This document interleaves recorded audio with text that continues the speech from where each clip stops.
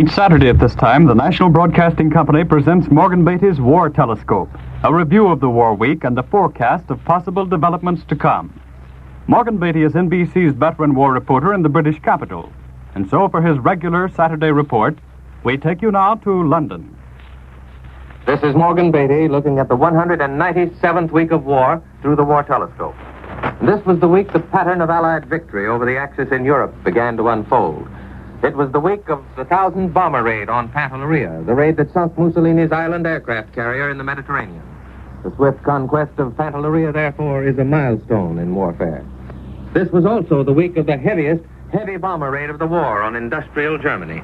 Last night, the RAF hit Dusseldorf and Münster in the rich Ruhr Valley again. And this week, General Ira C. Aker of the American Air Force in Britain revealed that our own precision daylight bombing fleet here has been doubled since March and will be doubled again by October. And this week, the Prime Minister, Winston Churchill, revealed that the Anglo-American High Command made a decision a year ago to give air warfare a chance to prove whether it could deliver a knockout blow. Now the punch is being delivered in the Mediterranean and against the Ruhr Valley and against the German defenses along the North Sea coast. What are the chances of success? Can air power alone, or air power as a leading weapon, really win for us?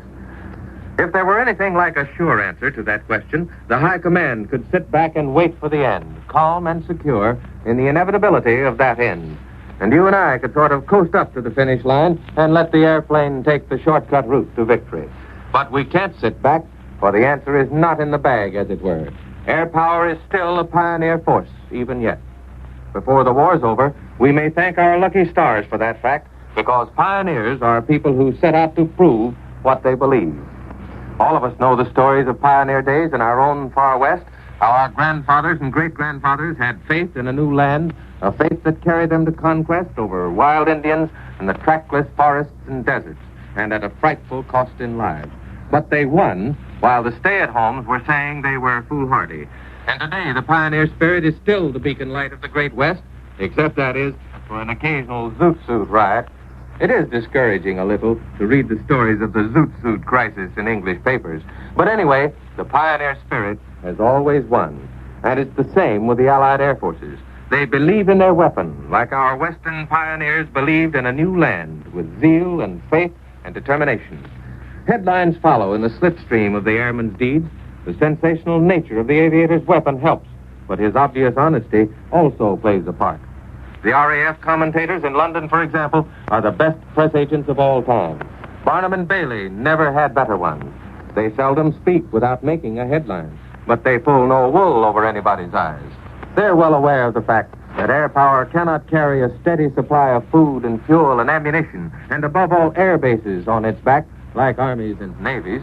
They know the great shipping fleets of the Allied nations must haul the cement and the engineers and the shells and the guns. They know both offensive and defensive armies must be at the ready to protect air bases and hold new ones, perhaps even to capture some. So far, air power has proved its case as the spearhead for both land and sea attacks. Tedder's carpet of bombs cracked the Arnhem line in Tunisia. Spot's tactical air force blasted Pantelleria to bits. But how about the great landmass of Europe? Is air power cracking the fortress, aided, of course, by blockade? Is air power wrecking German industry? Those are the questions we're all asking. For if air power can answer, there's no use throwing in hundreds of thousands more lives. And today I can give you a part of the answer. This week, for the first time, the most important detective in the world today spoke out publicly. He's a man you may never have heard of before now. He's Lord Selborne. He's an economic detective who revealed exact estimates based on provable facts. These estimates were run through the hard filter the British government has set up to separate facts from fiction and wishful thinking. It's the Ministry of Economic Warfare. It takes an act of Congress, or rather Parliament, to get into the Ministry of Economic Warfare. The man on the door must know your business, whom you're going to see, and why, and how long you're going to stay. If you're overtime, he sets out to find out why. And there's a reason. It's in the private offices under Lord Selborne that the results of air warfare, blockade, sabotage, fatigue are all studied and appraised like a jeweler would value a diamond. They don't swallow the sensational stories of refugees over at the ministry. They check them. All the starvation reports are thrown out, not because they're untrue, but because they come mostly from people who are not in a condition to give scientific answers. And the health reports from Germany and the occupied areas do not show that food conditions are bad enough to affect the production of Axis Europe. They're that hard-boiled in the MEW. It's in the MEW where the air reconnaissance photographs of the RAF and the American Air Forces are studied and compared with known industrial facts. There, the possible effects of the great dam raids, like those in May, are calculated in advance. But Lord Selborne tells you that the final effects of those raids cannot be estimated until after this summer's dry spell. But there are men who could foretell what would happen when the dams burst, where the water would go, and what it would knock out. And it all happened that way because they knew the dams of the Ruhr, both as engineers and because they've been on the spot. Geographers, historians, refugees, British intelligence men, biologists, food experts, soldiers, all play their part in reports to the MEW. And besides that are the endless body of German law and decrees, and newspaper editorials and radio broadcasts. The economic detectives are not interested in propaganda as such, unless it reveals a weakness on the German home front, such as the grumbling of the women when they were called up early this year for factory work for the first time.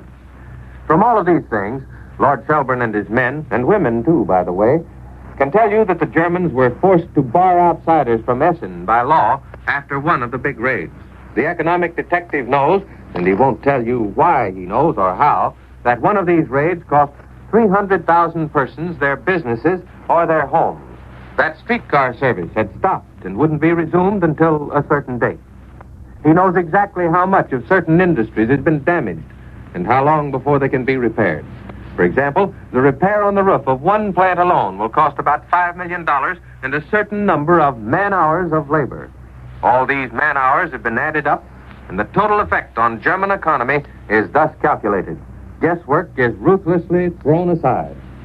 The economic detective knows that the Germans did not organize their air raid protection service properly in advance, and they've had to resort to tricks to get industrial workers into homes and keep out others who do not contribute directly to the war effort. Part of the proof, a tiny part, is the story of the little old German lady of Cologne who was bombed out. She went to the rescue center, and she was assigned to a 3-room flat along with a family of 5.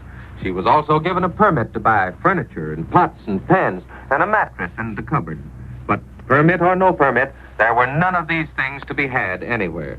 So she went back to the rescue center, and there she discovered she could be helped no further since she'd been marked down as an air raid victim who had been suitably housed.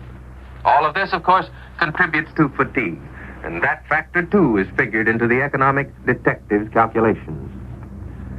Decrees, new laws, the output of furniture in a town in Hungary, all published facts that can hardly be withheld from publication by the German government, can be used to check the stories of refugees.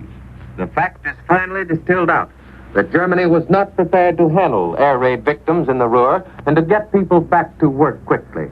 Germany cannot, as did Britain, disperse her industry because the air raids continue and for other reasons.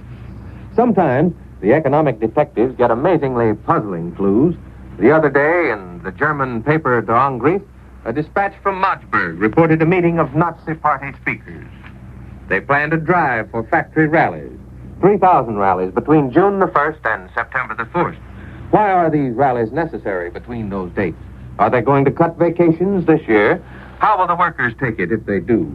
And how many man-hours of labor will be affected? If the economic detective doesn't know the answers, he'll get them. But what is the net result of all this detective work in the last 4 years? As we've said, Lord Selborne spoke out publicly this week for the first time. He felt safe enough to add up his figures and facts and tell the world the total of air raid, blockade, deterioration of machinery and railways, dilution of labor, that is, the use of slave labor and unskilled workers, and a dozen or more war-wearing factors on Germany. Overall, says Lord Selborne, industrial production in Germany has shown a decline of 15 to 20% as compared with 1942. In the Ruhr, the decline is about 35%, and in the rest of Germany, 10%. We in the Ministry of Economic Warfare, says Lord Selburne, attribute half of this decline to air raids. He says the RAF concentrates on the Ruhr because that area produces well over two-thirds of the basic war-making materials of Germany. And, adds Lord Selburne, if you take the whole of Axis-controlled territory, the Ruhr contains about one-third of the industrial capacity of all of Europe in basic products like hard coal, coke, pig iron, steel ingots, and castings, and special steels, the sinews of war. And has Germany moved her industry out of the Ruhr to escape the effect of air raids?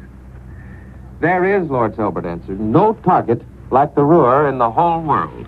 The heavy industries of that area, which are the basic industries in war, cannot, in our belief, be transferred elsewhere at this stage.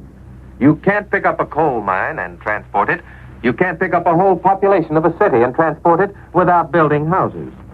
He says the Germans tried moving some heavy industries that have been bombed out a short distance away from the Ruhr. Such industries have fallen short of their production goals for lack of fuel. Can the industries of the Ruhr be silenced from the air with the help of blockade? Here is Lord Selburne's answer. The Germans will have to deal with daylight as well as night raids. Daylight raids are becoming an increasingly important factor. The Americans have shown us that a degree of precision is possible in daylight. I personally hope, says Lord Selburne, that these attacks on the Ruhr will be pressed home until the Germans realize that industrial production in the Ruhr is impossible. For as soon as they rebuild their industries, we shall knock them down again. It is, he said, a hard, tough nut to crack, and a very heavily defended one. But it will crack, and we shall keep on attacking it until it does, because we're convinced that, as the Germans themselves used to say in the early days of the war, the destiny of the Ruhr is the destiny of Germany. Now there we have the warp and woof of the outline of strategy laid down by Prime Minister Churchill in Washington last month and in London this week.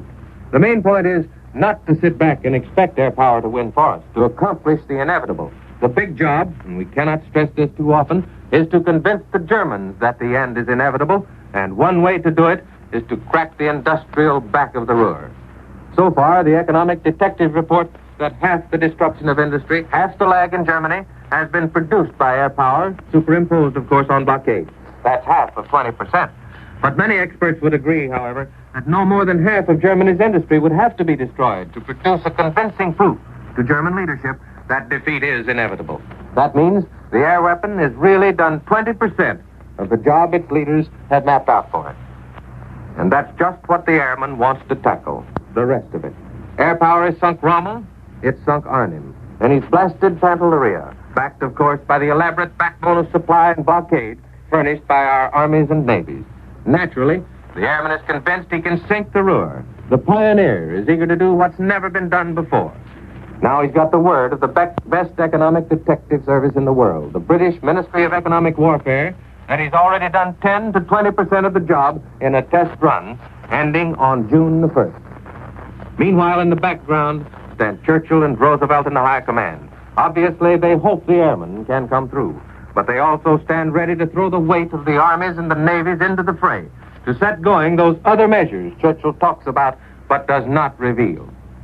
But we do have the unfolding of the pattern of Allied warfare on the western fronts this week. And whatever develops, we may be sure there's one piece of German propaganda the Allies have swallowed hook, line, and sinker. The destiny of the Ruhr is the destiny of Germany. And the RAF and the American Air Force are going to do their pioneering best to blast that destiny into smithereens. And now this is Morgan Beatty saying so long until next Saturday. You've been listening to War Telescope, a weekly report on the war as seen from London by Morgan Beatty, NBC's veteran war observer in the British capital. This program came to you from London and New York. This is the National Broadcasting Company.